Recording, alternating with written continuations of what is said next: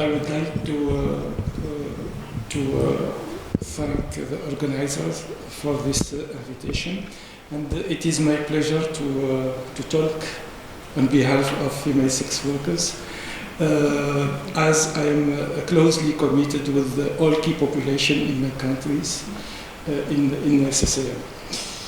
So it was a last-minute preparation, but I will do my best to present the meaning of this presentation, which was prepared by Madame Selma Abessi. So the summary, it is contain introduction, violation of human rights of sex workers, sexual and reproductive health of female sex workers, barriers to access to sexual health services, stigma and discrimination, and some recommendation. So female sex workers is one of the most important key population. They are considered to be one of the most vulnerable, stigmatized, marginalized, and discriminated groups in the MENA region, whose basic human rights are violated daily. They are subjects to various abuses, such as physical, verbal violence, extortion, harassment, and the deprivation from health services to housing services. And in Tunisia, although Tunisia is one of the rare countries to have included the profession of sex work in labor code, legislation is flawed, and the government does not guarantee the respect of female sex workers' human rights.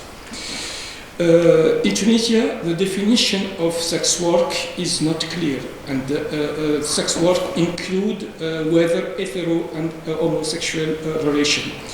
And the law in Tunisia distinguish between female sex workers, between legal female sex workers were licensed, they have papers as female sex workers, and from ones without authorization and called illegal female sex workers, that sex workers in the street and not recognized by the government.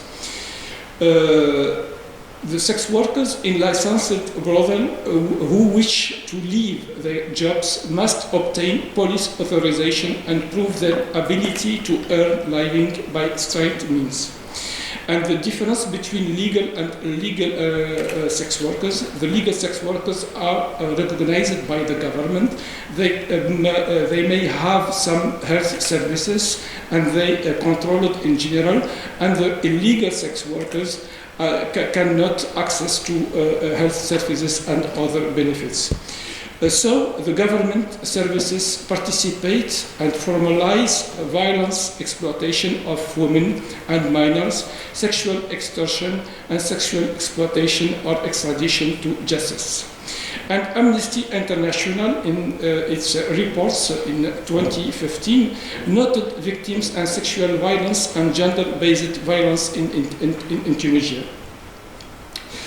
Women working outside the law are considered delinquent, and not only they are protected by the law, but they are also subject to penal consequences and harassment.